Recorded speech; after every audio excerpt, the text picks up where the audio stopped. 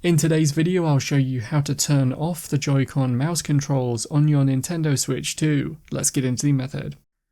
On the Switch 2 home screen, head to the System Settings app, and then scroll down until you are in the section called Controllers and Accessories.